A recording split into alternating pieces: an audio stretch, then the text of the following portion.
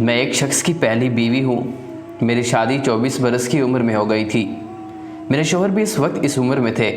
शादी के जल्द बाद अल्लाह ने मुझे 2 बेटों और बेटियों से नवाजा। घर में पैसे की भी कमी नहीं रही। अब मेरी शादी को 24 साल हो गए हैं। बच्चे खैर से जवान हैं, पढ़ लिख रहे हैं, सब ठीक है। अगर कोई दुख है तो ये कि मेरे शौहर ने एक जवान लड़की से शादी कर ली है और इसके साथ रहना शुरू कर दिया है। जाने कौन कहाँ से बहती बहाती आई है और मेरे शौहर पर काबिज होकर बैठ गई है। कोई इसका आगा पीछा नहीं है। सुना है माँ बाप भी मर चुके हैं, भाभीयों ने घर में रखने से इनकार कर दिया है। मैंने कहानी सुन ली है। अब मेरी बारी है। मुझे इस 48 साल जवान बच्चों की खुशहाल माँ के साथ कोई हमदर्दी नहीं। मेरी सारी हमदर्दियाँ इस बेसहारा लड़की के साथ हैं। अगर कोई मर्द किसी बेसहारा लड़की को अपनी ज़ात का आसरा देता है तो हम सब बतौर एक इकाई के इसके पीछे पड़ जाते हैं। हम इस लड़की के पीछे पड़ जाते हैं। हमने कभी इंसाफ के साथ मुआवजा नहीं किया कि किसको किसकी कितनी ज़रूरत है। एक औरत जिसने शादीशुदा ज़िंदगी के 24-25 साल गुजार लिए हैं, जिसके पास जवान बच्चे हैं, जिसके पास घर भी है, अब वो ढलती उम्र की एक मुअज़्ज़ज़ माँ है। इसके मुकाबले एक नौजवान औरत है जिसके पास अभी औलाद भी नहीं, घर का सहारा भी नहीं।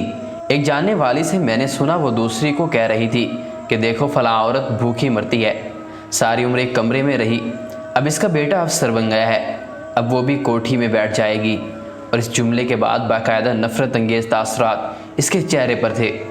गोया जिस औरत ने अपनी ज़िंदगी के 40-50 बरस के कमरे में रहकर गुजारे हैं, वो इतने बरसों बाद भी इतनी रियायत के हकदार नहीं कि अब किसी कोठी में बसेरा करे। हमारी सोच और हमारे रवैये इसको ये हक नहीं देते। वो गरीब थी, इसे गरीब ही रहना चाहिए था क्योंकि इसका मुकद्दर है। एक अमीर आदमी अपनी बेटी या बहन की शादी किसी दूसरे अमीर आदमी के साथ ही करता है क्योंकि ये इनका मुकद्दर है और इसको ऐसे ही रहना है।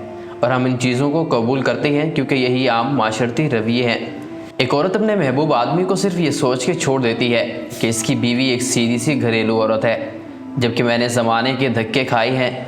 मुझे समझ बूझ है, मैं वक्त गुजार सकती हूँ, मेरे पास मुलाजमत भी है।